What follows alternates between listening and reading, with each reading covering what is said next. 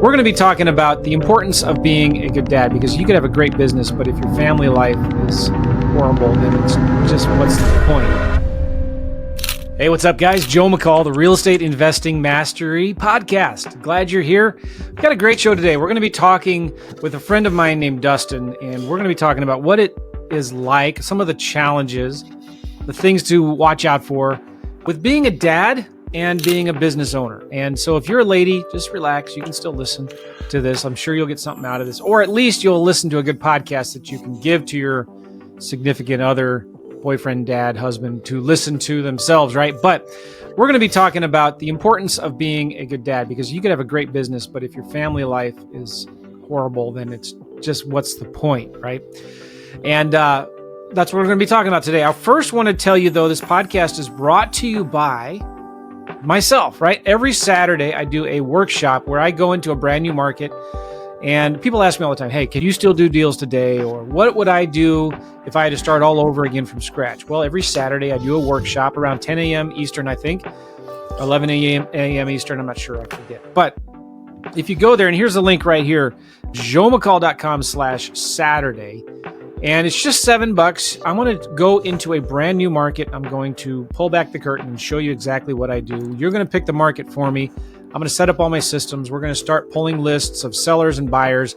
We're going to call realtors, talk to sellers. We're going to make offers. And it's going to be a lot of fun. You get to see me do it all. And the reason I'm doing this is so that you can have a blueprint, something that you can just copy and paste into your own business, or shoot, just give it to your virtual assistant and have them implement it for you. All right.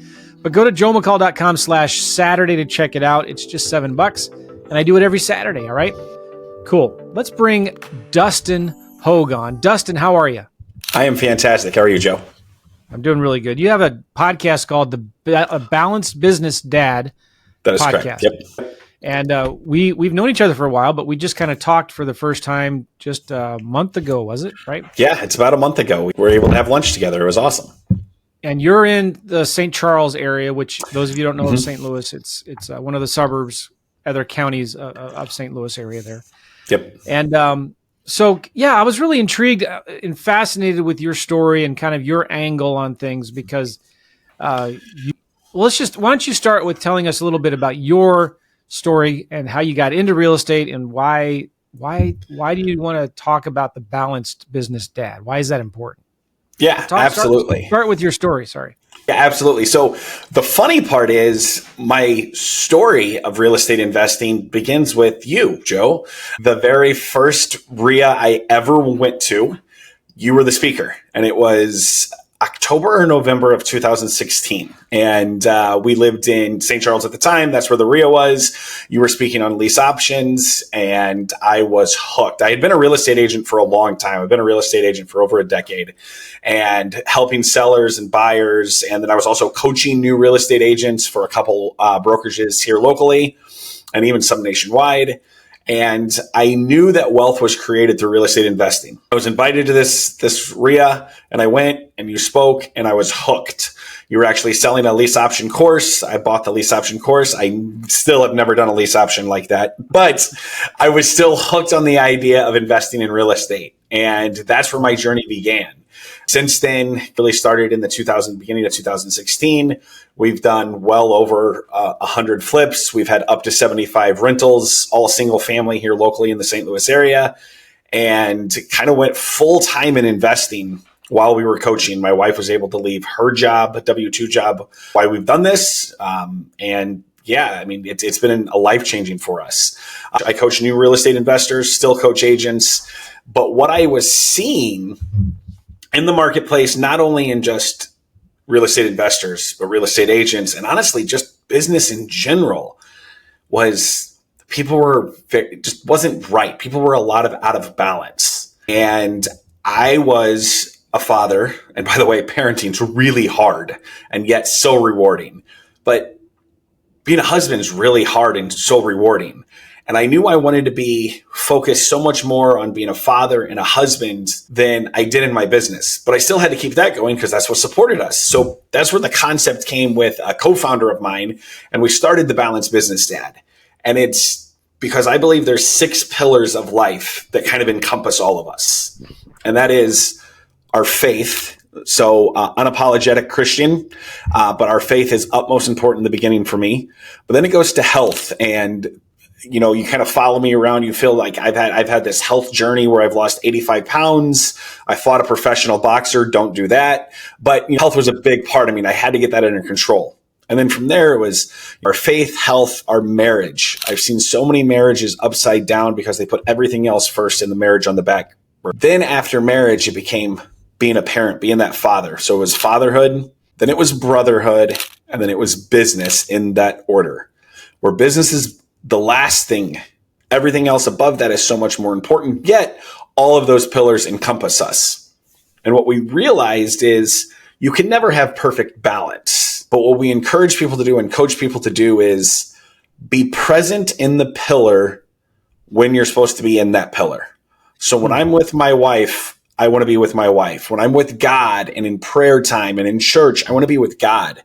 When I'm focusing on my health at the gym, I don't want to be on my phone scrolling TikTok. Same thing with my kids and when I'm with my friends. And then when it's time to work, let's get down and let's work. So that's kind of how the balanced business that started. That's really good. All right. So I want to talk about each one of those. Again, faith, health, marriage, parenthood, brotherhood, and business. Business is last. It's real tempting to get business first. Boys. And it consumes most of our time. It but does. it can cause a lot of problems if it's first in your life. Okay, so you got, at the time you went to that real estate club, I think it was called Faster House, wasn't it? It was Faster House Buyers Club. Yep. Yes. That was a long time ago. What a cool story. Yeah. All right, so you started, that just got you more interested in real estate, specifically real estate investing. Correct. And were you working a full-time job at that time or not? So I was a full-time agent and a full-time real estate agent coach. So I've been coaching for a long time as well. I was coaching for 2 Keller Williams market centers here locally in St. Charles County. That's right. And then I would also was being an agent as well. Oh, that's right. And I remember talking about this. I rented an office space at one of your offices. Yes, that is correct. That was in Lake St. Louis, I believe. Yep. I was coaching out of that office for a while. And all right, so then you started actually also working on more on the real estate investing side of things. Is that right? That is correct. Yeah, we went to that RIA, met you, but we also met a couple local investing coaches, people Brian Schroeder and Tim Grimmett, and we hired them. And honestly, from that point, we never looked back. Awesome. Yeah. And so the real estate investing that you've done since then has been more fix and flip, buy and hold, rentals, things like that? That is correct. Yeah. So we've, like I said, we flipped, fix and flip, and still do this day. We probably flip 10, 15 houses a year, and then still adding to our rental portfolio today. All single families in St. Louis. Awesome. I love it. Yeah. And what do you do on the realtor side of things? So I will still list properties for friends, family, us, that kind of thing. I'm not an very active agent in the business as a traditional agent.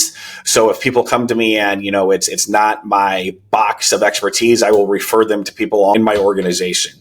I'm a part of EXP Realty. So we have people under us. I was going to say, wait, let me guess. EXP. Yes. So I can refer people out and, to make sure they're taken care of. All the smart guys are with EXP now. Well, I like to think so. I just had yesterday, David O on my show. David? I do, yes. His wife and my wife actually started STL REI Ladies. So kind of a mastermind for just women in St. Louis who are doing investing. And now I think they have a book club around it. I don't know. I'm obviously not allowed in it, so I don't really know what they're doing. But yeah, David's wife and my wife started that. That's so cool. Yeah. All right. So faith, health, marriage, parenthood, brotherhood, business. Talk about faith. And this is a real estate investing mastery podcast, but everybody knows who's been listening to this for a long time that I also am a man of faith and I love the Lord, and I'm not perfect and we're not pretending to be, but talk about why faith is so important to you. So there's a couple things. So we start with I'm going to say the big F in faith, right? And that is my faith towards God. And the reality of it is everything that I've had up until this point and everything that I will have in the future, I'm just a steward for God of what he's given me. And I understand that, right? So that has been so crucial to us. And I've always had faith and been a Christian. And yet there's been seasons in my life where it's went up and it's went down, but it's never been gone. And what I realized is God has got me through every part of my life, and I would have nothing without him. So I knew I had to put that first because it is first. It is the utmost important thing. It allows me to do everything else I want to do. So that's why we started with faith. But then we also joke a little bit. There's a little F in faith too, or a second word with that. And you got to have faith in yourself sometimes too. So it's kind of a two-way street there. If you're going to go out there and be an entrepreneur, which is one of the greatest things in the world to me, you got to have faith. You have to have faith, obviously, in the Lord. You have to have faith in yourself. And a lot of times you have to have faith in others too, because I don't believe you succeed alone. So that's where the faith started and why that was so crucial. And it had to be number one for the Balanced Business Dad. Cool. If you don't mind, talk a little bit about your day-to-day.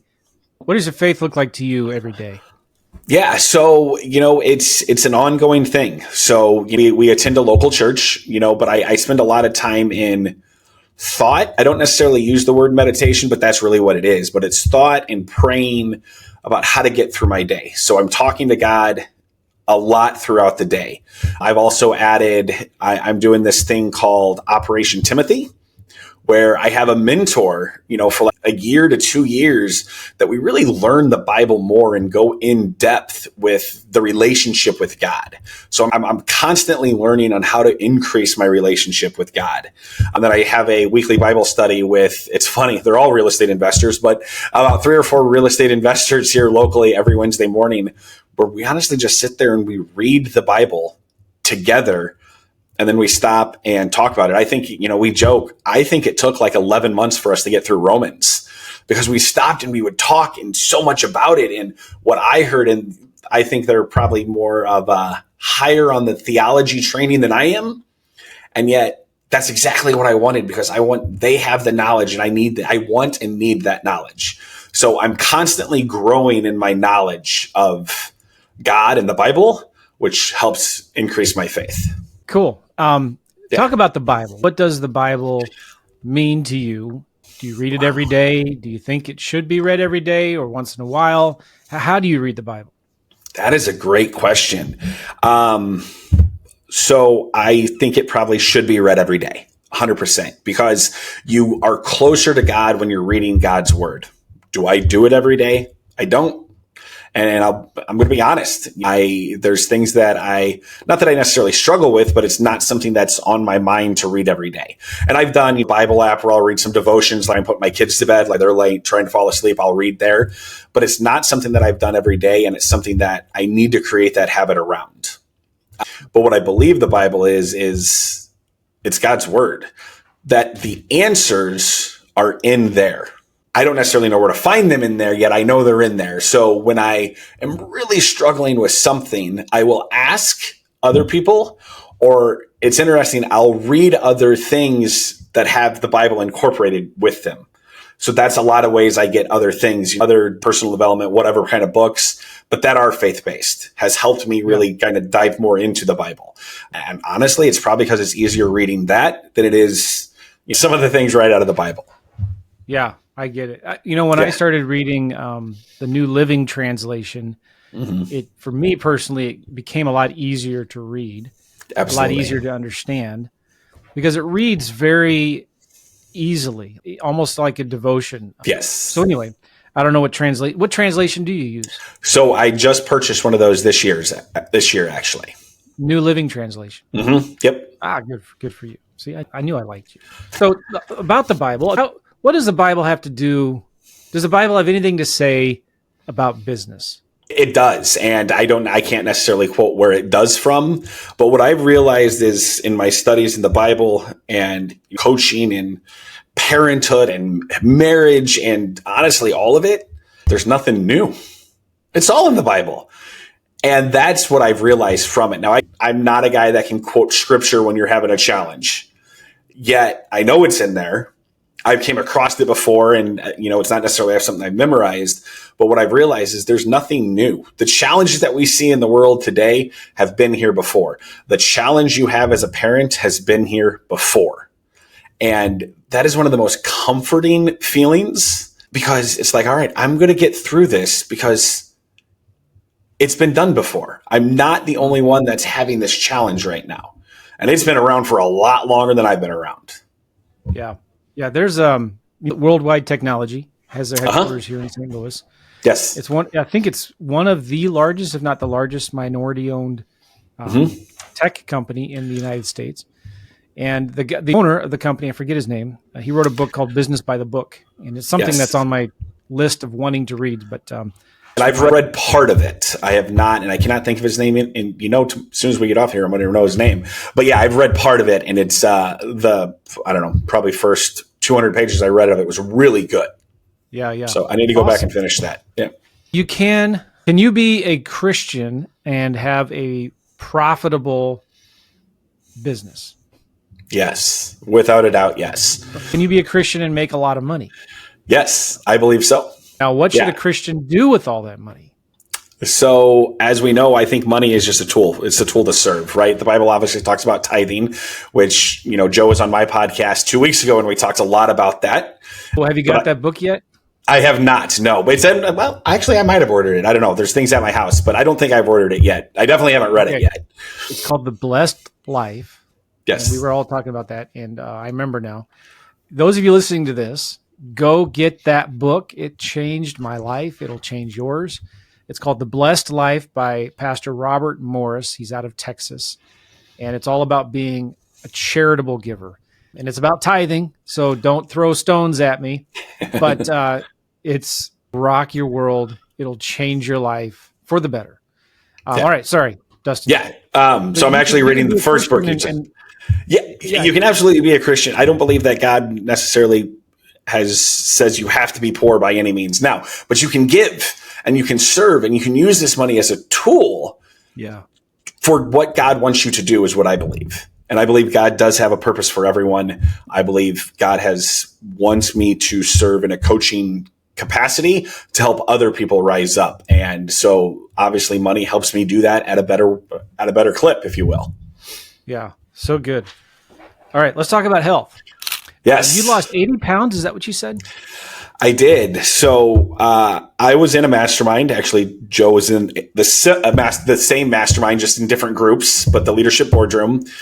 I've been obese and overweight my entire life. There was never a time I remember that I was not. And what I thought at that time is I never let it bother me. It was never the, shy fat kid. I was just the fat kid. It never hindered me from jobs. It never hindered my confidence. I was probably overly confident. The reality is I was probably covering up for something. Yet I was obese. And the reality of it is health is so important because for me to be any good to anyone, I have to have my health, right? And so I'm sitting in this mastermind with people Craig and Chuck were the facilitators of that mastermind. And Chuck, who was my coach who passed away, but I honestly said he changed my life and I'll never forget it and probably tear up talking about this. But, I always volunteered to go first in this hot seat thing. And again, I was overly confident and I was like, yeah, life's good for me. I mean, I have an amazing wife. I have amazing children, make good money. I mean, things are amazing. And Chuck saw right through that BS because that's what Chuck does. And he's like, well, all right, one thing. And then that's when we got on the subject of my weight. But Chuck asked, he's like, what is one thing in your life that you fought for, that you bled, sweat, and tears and absolutely fought for, something you're proud?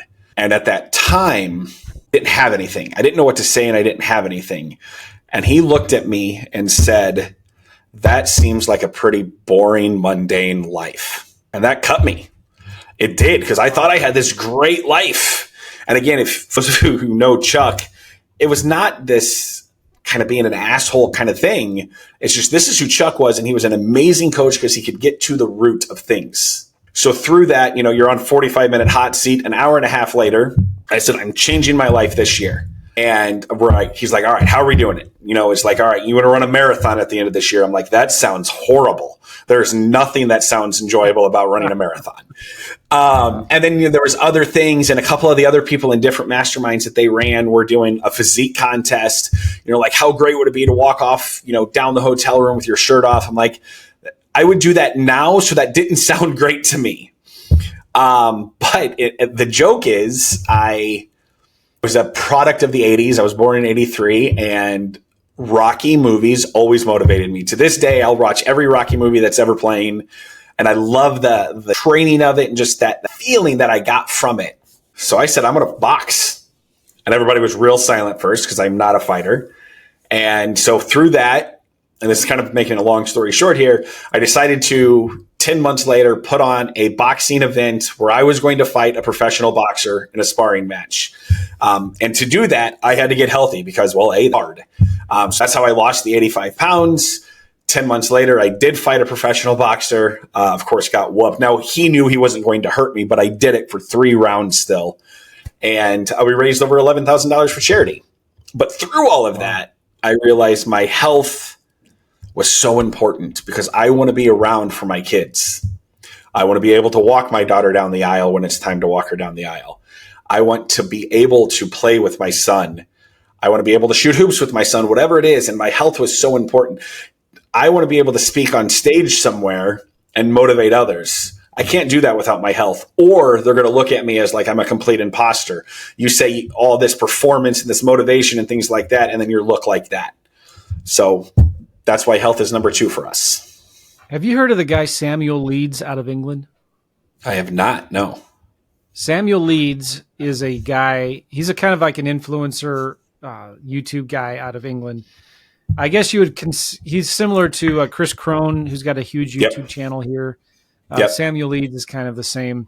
And he was challenged by somebody to fight in a boxing ring. So if you go to his YouTube channel, it was fascinating. I mean, it took the whole real estate property investing, as they call it in England, by storm, because this was a guru that's out there teaching how to get rich in real estate. And there was another guru there calling him out and saying, hey, you're a fake and all of that. And so they kept on going back and forth, and they challenged each other to box in a fight and all the money to go to charity. And Andrew Leeds was overweight, not huge, but, it was overweight. And so he documented this whole process over months of him losing weight and training and getting into, and then they had a big boxing match, and nobody was knocked out, but Andrew won, or Samuel Leeds won. And it was hilarious. I would challenge.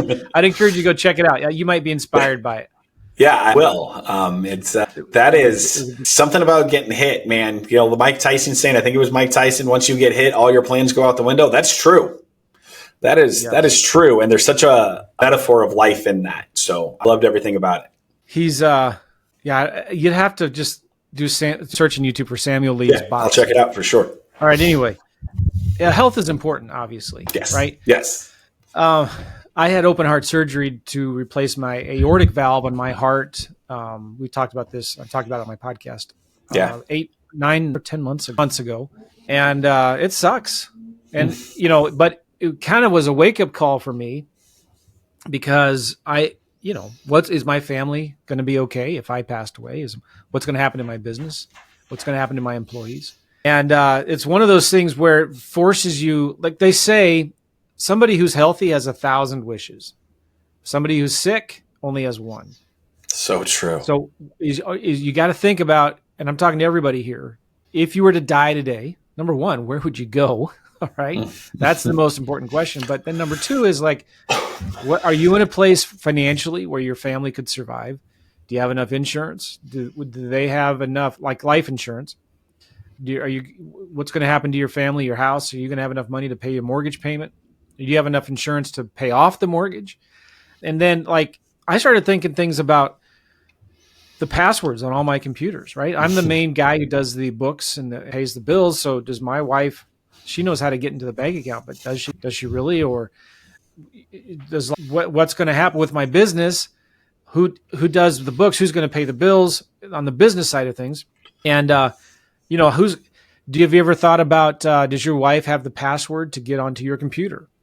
Does your wife have the password to your main Gmail account and the Yahoo account? Right. Because my wife uses Yahoo email and I use Gmail.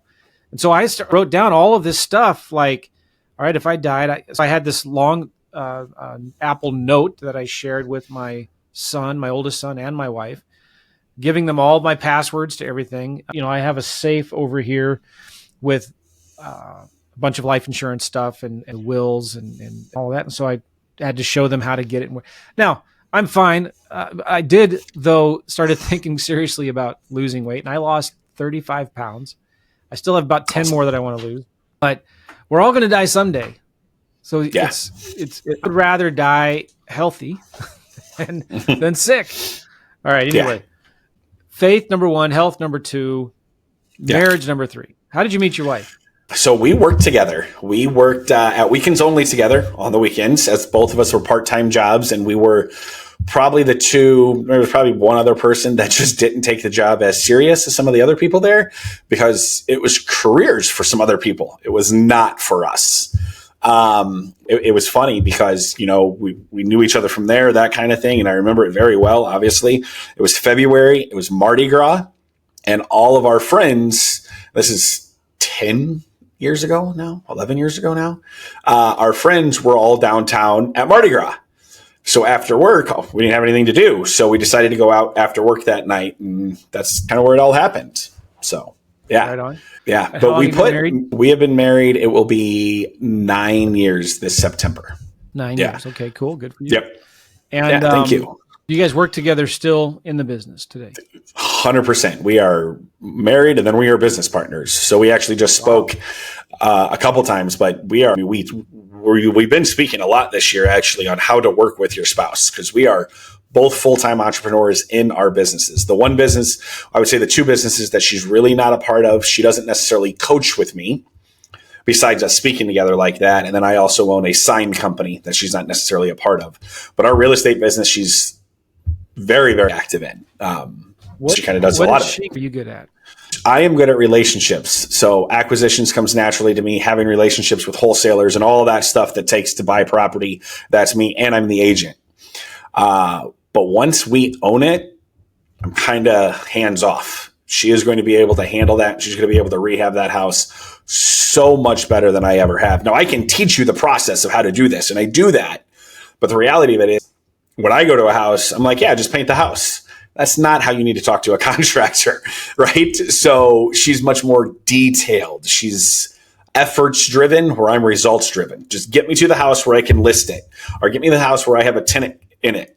She knows the steps that go through it. And I obviously know the steps and teach the steps, but she's just much better at those steps than I am. She handles all that. And she has 51% say of all of that stuff. And I have 51% say of the acquisitions and dispositions, really, because that's my strength. What does she like to do in the business? What would she really do? She would enjoy doing even if she didn't have to? Yeah. Great question. Everything she's doing is what she wants to do. She likes that part. I mean, one of our full-time contractors is actually my stepfather, and him and her, they work together and they love it. Like, they're both painting the house together sometimes and things like that. And I'm like, that sounds horrible. And she loves it because she get that hard work mentality, I guess, and they like seeing the finished product. And I'm like, okay, you guys go do you. Because if she didn't like it, she wouldn't do it. We set up our lives where, we don't necessarily have to do things that we don't want to per se. So, but she absolutely loves that stuff. We actually had a property management company for a long time, and we took that back because she wanted to manage it. You go, girl. What do you think she's doing now that she doesn't like doing? Meetings with me. So I am, very the work on the business, not in the business. So we have level 10 meetings, which is based off traction. And we kind of teach why we have a level 10 meeting, and she hates that kind of stuff, but I'm like, all right, what is the plan? How are we going to move forward? That kind of thing. And she would much rather be demoing a house than having to work on the business kind of thing. Okay. So we always joke that meetings are triggers for her. So is there a way around that? Is there a way that she could do something do you need somebody else in your business who likes doing that kind of stuff? Administrating that kind of thing? Yeah. And, maybe someday it is. I mean, the reality of it is because we don't make really decisions without each other. We just have to talk through the things. And in a growing business where we are growing, not maintaining, there's a lot of new things that are happening. And, it's funny, on my podcast, we talked about profit first. So now we're both reading that and we want to look at implementing that. That's not something that she enjoys doing, yet it's something that we need to do. So who does your book? We have a bookkeeper. She does the bookkeeping, and then we have a bookkeeper on top of that with an accountant, and is okay with that. And she actually says she likes it because I've talked about let's getting that away from you and someone else. And she wants the control of that still. But it's when we change things up, and even though we're changing things up for the better, she doesn't like that process of changing it up. Down the road, once it's better, she's okay with it. But it's that shake up, that change, that she likes more consistency where I don't. If you see our predictive indexes, which you know what that is, you see where I am, let's go, let's just change. And she's like, no, let's be consistent. So we balance each other well. You guys are implementing profit first. We are starting to read. We will have it read in a month. And then we're going to talk about it every week and then figure it out. Would like to actually talk to a few people. So I might have to reach out to you of seeing how this is implemented because she wants to talk to someone who's actually really using it. And I'm like, well, I know someone. So yeah, it's important. Yeah. Profit first will change your business. And I recommend it to everybody. I know we talked about it on our last podcast. Okay, so another question about, because I don't work with my wife. I don't know if I could. She is amazing. I don't know. I think about it. She would be a huge benefit. And I know. Anyway, let me ask you this question. How about this? Yeah. I'm sure you guys never have conflict. You never argue. No. Everything perfect. You go on is great. And, you both agree with everything that you both want. So how do you handle a conflict when it comes up? So, a lot of this started with Traction. So I was working for a company that had implemented the EOS system, the book Traction. And what they have on there is a level 10 meeting. And you have a scorecard on that level 10 meeting. But what you have on that is what's called an IDS list, which stands for Identify, Discuss, and Solve. And what we realized early on when we started working together, because I was self-employed and entrepreneur well before she came over and quit her job, it's had to have this list and a dedicated time to talk through things. That is crucial if you're going to be working with your spouse, because apparently it is not a good idea to start talking about something while she's making dinner and the kids are running around. Dads, that is my tip. Don't try to start talking about business and wanting an answer why that's going on. They have a lot going on. Nor when I was done for the day, I didn't want to talk about business anymore. And maybe she would bring it up. So we figured out very quickly, and we have a saying in our house, put it on the list. And so that dedicated time to talk through the business things has to be on there. But the other part is we put our marriage first before being parents. Now, obviously, we're very, very close to our kids, but we travel alone a lot with it's just us. So there's a difference between a trip and a vacation. I don't know if you guys knew that. A trip is with your kids. A vacation is without your kids. Because even if it's the most beautiful place in the world, kids, especially the younger the kids are, there's a different stress level there. So we'll do a trip and then real quick, we're planning a vacation, right? So I think that bond between husband and wife is how we get through these conflicts because we are married first before we're business partners and before we're parents, because she's going to be around after the kids move out. And that's why we put marriage in that order of the pillars. That's really good. Well, the next pillar is parenthood, being a dad. How many kids do you have? So I have 2 kids. I have a 7-year-old son and a 3.5-year-old daughter. And, they're everything to us. My son, is 100% my best friend. He's the person I want to talk to. I just bond so much and it's just awesome. My daughter lights up my life and honestly scares the living heck out of me. I think the whole girl thing and the second child thing is real, but it's funny. My son has the most empathy of anyone I've ever met. My daughter will run you over and then back up over you and then laugh. So the 2 different personalities as a parent that you have to deal with is pretty incredible. Do you mind if I ask, are you planning on having more? Yeah. Do you want to have more? We are not. Nope. No, we took care of that. So we are not having any more children. All right, cool. So the 3-year-old, I can never remember what age they start kindergarten and first grade and all that. But are your kids at school yet? Yeah, yes. So we go to a Lutheran school in St. Charles. So my son is in first grade, and then my daughter is in P3's 3-year-old preschool, and she'll have one more year of preschool and then kindergarten.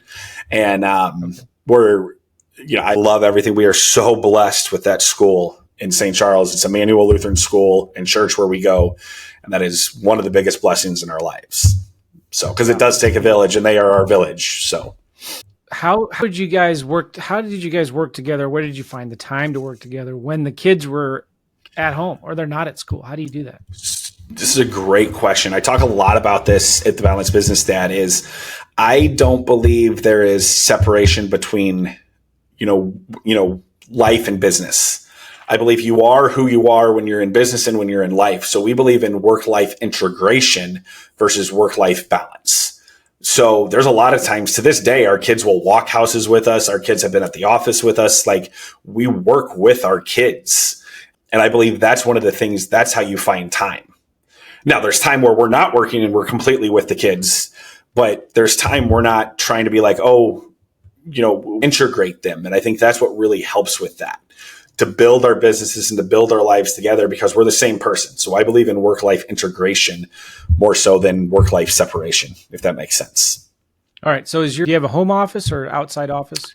Where do you guys So we have both. We have a home office, but we also have locations. Like, I'm in my sign company right now, which I have an office. My wife runs a kids play place in St. Charles, where our property management office is at, because we have an admin there. So we have a few different places. Oh my gosh. That we work from. You guys have real estate business. Yep. For more listings side of things. You have an investing side of business. Yep. You have a coaching business, yes. Right? And you have a sign business. Yes. And she runs a what'd you say that business was, like a play thing or something? Yeah, it's a kids play place. It's called Wild Sprouts in St. Charles. And there's actually one more on top of that. We also own a campground. Now, we're selling that, but for the last, it's been 6 businesses. Yes. Wow. Yeah. And how's that going for you? Well, we're selling certain things because we want to simplify some things. So the campground is, I think we're about 95% sold. We're going to lease option it actually and do a contract for deed thing. Cool. Wild Sprouts, we have employees there. We have an amazing admin, and the coaching business and the sign business. And I have somebody who runs the sign business for me, which is amazing. The coaching business is really what I do. Jenna kind of, I would say, manages most of our real estate stuff. So it's separated. Like, everybody, when they say all that out loud, everybody's like, oh, that's so busy. I'm like, but it's not. Like, I feel like there's people who work a lot harder than we do. We just manage it very well, I think is the best way to say that. All right. Well, good for you. I'm impressed. All right. So I started doing real estate deals with my kids. Your kids, my kids are 20 and 18, 15 and 13 girls, 2 boys, 2 girls. And they are amazing. They're awesome. And I've always wanted to teach them the real estate business, but they haven't had much interest in it. And my boys and I did about 150 grand in profits doing flipping vacant land deals. That's awesome. But they don't have much interest in it. I mean, like, I just don't know if they understand the value of a dollar yet. Right. Right. And I think once they get out into the real world and start trying to make a dollar and have more month at the end of the check, then they'll realize, Dad, maybe, I want to do that real estate thing again. Maybe, I don't know. I don't push it on them. Yeah. So, but do you have any desires or prayers or hopes that, your kids will kind of grow up in the real estate like you do? And do you get to take them out to projects and show them things? Yeah. Great question. So yes, but we're also setting them up kind of a little bit differently. So right when our daughter was born, so 3 years ago, almost 4 years ago now, we started thinking about, we started investing like in college and stuff like that. And I know nothing about that world. I don't invest outside of real estate really. And, we're like, all right, 529 thing. And I'm just like, why don't we start buying them their own rentals? And that's where it started. So my 7-year-old actually has 4 of his own rentals. Our daughter will get her first rental this year. And the plan is from ages 3 to 18, we will buy them a rental property every year. and we'll burr it out, so it's the same thing we're doing. Those two portfolios are just earmarked for them. The cash flow grows for them. We're doing different life insurance policies out of there for them. And they know which ones are theirs. So my son has walked every one of his properties. When it's vacant and there's a turn, he goes through them, every single one. I actually posted something on Facebook last week. I just started going over his rental owner statement with him every month. This is how much money is left over after all the bills were paid. Now, is he going to want to do that when he's 18? I don't know. But is he going to be set up for success when he's 18? 100%. So, and he's been walking houses with me for 6.5 years. Actually, this past weekend, I had to run along with me because we were going out of town, and I was walking a house with a student that he wanted to buy. And the wholesaler was there too. And the reality it is, my son had more experience walking houses than this wholesaler and my new student has, because he's just been a part of it, because we've just been there. Now, we started at a much earlier age, when he didn't have a choice, he had to walk the houses with me, but it's just kind of been there with us. So, yeah. That is cool. Good for you. Yeah. All right. Yeah. Brotherhood. That's 1, 2, 3, 4, fifth one. Yeah. Talk about brotherhood. What does that mean? So brotherhood is, I didn't realize how blessed I had it in life with friends. And I mean close friends. And my co-founder in the Balanced Business Dad just didn't. I have two of the best friends that I've had literally since like third grade. We talk every day. They know everything about us. We know how we're going to grow in life and what our goals are and all this stuff that if I'm having a challenge, I'm going to go to these brothers about. And if I'm being a moron, they're going to say, hey, you're being a moron, right? And I didn't realize not everybody had that, because that is so crucial in my life that has got me where I am. So talking to the other men that we work with, a lot of them didn't have that. And I'm like, whoa, this has got to be a pillar that you have to put up there and that we have to make sure is so crucial, because I don't believe you succeed alone. I believe you succeed with others, and you move a lot quicker with others. So that's why brotherhood is there. We actually have the Balanced Business Dad host 2 retreats every year.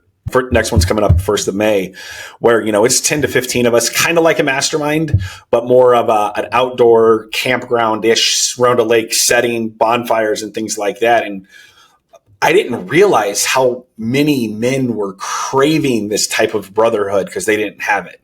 So I'm just standing back watching it all unfold. And then that was the first night. And the second night, now we're opening up and saying what's going on with our challenges and the challenges they're having in their marriage, or the challenges they're having in as a father, that I don't think they would have done with the people they call friends back home, because they didn't have that true brotherhood. So it's crucial to have that. Interesting. Yeah. So how do you find those guys? So I think it's an effort, right? And I think it's being purposeful about the conversations. You have those guys in your life now that you're just not utilizing them for that. And that's what, again, RJ, my co-founder, realized, is he had these people in his life. They just didn't really go deep. And when they did, the relationships have grown so much. So I think first is look who you have in your life right now for this. The second part is join an organization. I'm not saying you have to join ours by any means, but that's where I've realized is you can find people that are looking for the same thing when you're purposeful. And what I challenge every guy to do is, when you're with your friends and they say, hey, how's it going? And you say, oh, fine. I want you to add another layer to that question, is like, is it? Maybe it is. And I'm not saying people's lives are not fine, but really make sure that they are fine. Or how can we take fine and go to great, right? Ask the questions, because that's how these relationships are going to be formed. Very cool. Yeah. I found I have some really good friends. There's 5 of us that kind of hang out a lot. We see each other from church specifically. Mm-hmm. And we've been really close friends for 6-7 years now, I think. From church, our wives are friends, our kids are friends. And it's been so important for us to have those kinds of friendships in our lives where, one of them's a teacher, one of them is a executive, one of them is an engineer, the other one is a advertising marketing guy. And we're all different. I'm the real estate investor, entrepreneur guy. And, but it's always had a problem with this thing of you're the average of the five closest friends that you've had around you. I've always had a problem with that because does that mean that I can't hang out with people that make less money than me, that I can't hang out with people that are not as smart as me because they still have a corporate job, you know? I just think that's a bunch of BS. Jesus hung out with people who were of all kinds of different walks of life, the poor, the rich, fishermen, tax collectors, people that were really religious and people that were former prostitutes. And like, he hung out with everybody. And if that principle's true, Jesus was not the average. Now, I'm not saying that we need to be friends with everybody to kind of lift them up, because sometimes people can bring you down. It's easier to pull somebody down than to lift them up. But I think there's a certain arrogance sometimes when we look as entrepreneurs, small business owners, real estate investors. And I'm talking to a lot of people out there. You kind of look down your nose on people that are not maybe at the same financial level you are or whatnot. Because I think that you look at these, especially brothers in church. I respect these guys that I'm friends with because they're faithful to their wives. They're good fathers. They have ethics and morals and principles. They're generous givers. They're all tithers. I didn't ever ask them if you tithe, but we've talked about it before, right? And that's not why we're friends, but they're all like plugged into the church. It's big, and we struggle and we still have challenges, but like those guys lift me up. And I learned so much from them. And I'm encouraged by these guys because I see that the challenges they're going through, and it's not any kind of formal thing that we have together, but it's just, especially when I was going through my heart surgery and stuff like that, knowing that I had these brothers that with their families, I knew they would band together to take care of my family if I was gone, and being part of a church that I knew cared about us. So I think it's important, and people listening to this are probably thinking that sounds awesome, maybe but I don't know where I could find those kinds of guys. I think for me, maybe you can agree with this or not, but I think for me, being plugged into a local church is kind of a good place to start, right? There are guys there that maybe are wealthier than you, maybe are not as wealthy as you are, not as successfully, quote unquote, in business or whatnot. I don't know. But they have something that they can contribute and speak into your life and help you with and encourage you with, and you can be an encouragement to them. Seek them out. They're there. And don't be shy and hide in your own little bubble and be the first one to leave when the church service is done. Sign up, volunteer, and get involved with the community in your local church, and you'll find those guys. What do you think about that? I couldn't agree more with that. First of all, I want to say one thing. You said the attributes of your friends, and just because it's not the same business, I would say you are some of them, because they do have the same attributes you has, is the faithfulness, the giver, everything like that. So I do love that aspect. And I do think you are just like them, right? Because we're attracted like that. But I understand what you're saying about the business and looking down. That makes complete sense. But yes, plugging into a church, phenomenal way to do that. I'm blessed that our church has a school with it. So not only am I able to plug into the church, but I was able to plug into my classmates' parents. And that's been another whole nother world for us. That is I had no idea how much I was going to enjoy hanging out with the other kids' parents. It is just like so much fun to me. Now, I'm obviously a very extrovert, sociable person, but it is one of the most fun things. Actually, this Saturday, 2 days from now, we're going down to the campground. We go with 13 other dads and 13 other first grade boys for just a dad's weekend down there. And it is so much fun. So yes, church, your kids' other parents, they all are going through the same thing with you. You're sending them to the same school for a reason. You're in the same church for a reason. You have similarities. Lean into that. Be purposeful about what you're doing. That's really good. Yeah. That's really good. Yeah. I remember back to that saying I said, because I remember somebody saying your income is the average of the five people that you hang out with the most, right? Yeah. And I think that's BS. Yes. I'll agree with that part. Yeah. Okay. Business is the last pillar. Kind of woven that into all of this, but anything else you want to say about business? Why is that even a pillar? You know, well, first of all, it can be your job. I don't care if it's you own a business, it can be a job too. But what I think that because it is a part of our lives, right? And that's important because we do have to create income. Like the world we live in, you need income, you need money to pay for things. It's really hard to live without it. We understand that. I think that's an old Zig Ziglar quote. But what I think a couple of things to remember is the purpose of business is to fund your perfect life. Don't go out, and I know you've had a lot of the same vision training that we've been at. We were just at a conference like that. Don't go out to make money just to make money. What's it going to do for you? What's it going to do for your family? What's it going to do for your people, your community? And I found out that that's so important. So that's why business is important because it helps me do so much. But I think the big part is don't be in business or don't work just to be working. Go do your thing and then move on. Go back to your family and go back to the other pillars. And if you're purposeful in your business and present in the business pillar when you're supposed to be, you're going to be able to get a lot more done. Like any entrepreneur knows, I can get a lot done in 3 hours if I have to get a lot done versus that whole 8-hour day thing, right? So I think that's all I would say about business. Just make sure it's funding that perfect life. And if you're really not happy, look around and ask why not? Is this where I'm supposed to be? What would you tell somebody who's thinking about creating 6 different businesses? I would ask them why they want to create 6 different businesses. You know, and this is, we're on a journey. The word of my year, the word of 2024 for us is simplify. So we are getting rid of some of the businesses. So there's something, you know, we have programming inside of us, right? Our programming leads to our thoughts lead to our feelings lead to our actions. And I didn't realize what I was doing because I kept on buying these businesses. A, I like business. So that's something like a sport to me. But 2, I wanted security. Like if I have multiple streams of income coming in, I have security. And I realized, and I started going back because I've done a lot of this kind of training, the psychology training is why am I doing this? And I realized the programming of security came from my father, who was an extremely hard worker, but he was a nurse. And it was like, he always knew he was going to have a job. No matter what the economy was doing, no matter what layoffs were happening, he had a job. And that was so ingrained in us. Make sure that you have something.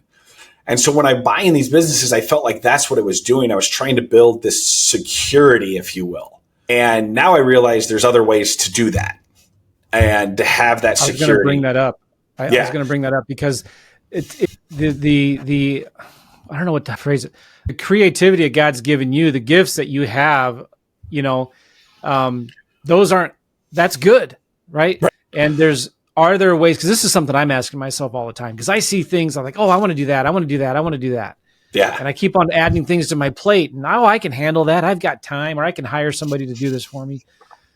So I'm asking God for wisdom all the time. Like, God, channel my energies and creativities into the things that you want me to do, right? Yeah. Because I don't want to be overwhelmed and all of a sudden have an 8-legged monster in my, and I've had to several times in my business pare back all of these things that were distracting and whatever. So anyway, that's a whole nother podcast. I should talk about that sometime. Yeah. But like, how can you channel those creativity, that stuff in you into the right business? Does that make sense? Yeah, absolutely. And I think, it all started with the vision work that I've done and the vision work I continue to do is what do I want to do and what am I really good at? I'm actually reading a book right now called 10X is Better Than 2X by Dr. Ben Hardy and Dan Sullivan. But when you focus your energy on something, you can 10X it versus that 2X thing, right? Where 2X is easy, but it's that 10X thing. So, through this, and I'll just say it's what I believe God has put me here to do is serve other people. And so there's really 3 main focuses right now for us, or for me, I guess. And that is coaching, 100% coaching, and then the results coaching where I have one-on-one people that I get to coach, work with, their mindset, everything that goes into that. The Balanced Business Dad, it's an organization that I'm working on growing. It's not like it makes me any money right now, yet I believe the message we have is needed to the world. So I want to make sure I put effort in that. And then 3 is our real estate investing business. If I just focus on those 3 things and get the other things out of the way, I think everything's going to be elevated. I think I'm going to be in my unique genius zone, right? Or my zone of genius, however you want to call it. And I think life is going to be less stressful and more simplified. So that's what I'm working on is what am I good at? And then how can I do that? Oh, that's good. It reminds me of that book, The Pumpkin Plan. Have you read that book? I've not read that one. It's by Mike McCall, the guy who wrote Profit First. Profit First. Yeah. And it's called Pumpkin Plan. And it's a great analogy because he talks about how these giant pumpkin farmers and how they grow their giant pumpkins is it all starts with a little seed, and these seeds cost like a couple $1,000s each for these seeds. And they plant these things and they watch the pumpkin plant grow, and it has many branches that go out. And pretty soon it'll have 5 or 6 branches. And one of the branches will have a real promising pumpkin in it. And the other ones will be a little smaller, or, weird shaped or whatever. And they'll cut off all the other branches and feed all of the nutrients from that plant into that one branch, into that one pumpkin. And he writes this business book about that whole analogy of how we can grow giant pumpkins by being focused on that thing. And he talks about finding your unique genius zone. It's a combination of 3 things. And he calls it unique. I forget exactly what he calls it, but it's a combination of, are you doing what you love? Are you serving the right people, the right customers? And can your business be automated and systemized? Can you automate it? And there's something, maybe profitability in there too, or whatever. But such a good book. I'd encourage anybody listening to this, go check it out. I need to read it again. It's been a long time. Yeah, I'll check that out. The Pumpkin Plan, Mike McCall. Awesome. I should get him on my show. He does podcasts. Awesome. Love it. Who would I would talk to get Mike McCall? If anybody watching this or listening to this knows how to get Mike McCallowitz on a podcast, I would love to see if he'd be open to that. Anyway. What about David Richter? I've had him on my show. But he probably knows Mike. Oh, he does, because he got the rights to do the Profit First for real estate investors. Yeah. Thank you for that. I'm going to message him. David Richter, Mike McCall. Okay, anyway. Dustin, how can people get a hold of you? So there's a couple different ways. So, we do have the website, The Balanced Business Dad, trying to get that out there. Social media is, Facebook. It's weird. It's actually Dustin Charles, because I was hacked a long time ago and I can't have my last name on there anymore. Or Instagram. Oh, yeah. They took everything away from me. It was pretty bad. I was wondering, because your wife is your last name. And I thought, I was wondering, because sometimes now these guys are taking their wives' last names. And I didn't know. No. And then Instagram is just Dustin_Hogue. So any of those places I answer, that kind of thing. But yeah, so I'm always an open book, and I'm here to help anyone that I can. I was on your show it was released the other day. It's called the Balanced Monday, Business Dad Podcast, the Balanced Business Dad Podcast. Is that audio only? Was it on the YouTube? It's on YouTube as well. Yep. Nice. Yeah, well, Dustin, it was good hanging out with you. I appreciate you being on the show, and honor. I hope we can hang out together soon sometime. Absolutely. We'll talk soon. I appreciate it. All right. We'll see you guys later. Take care. Thanks, guys.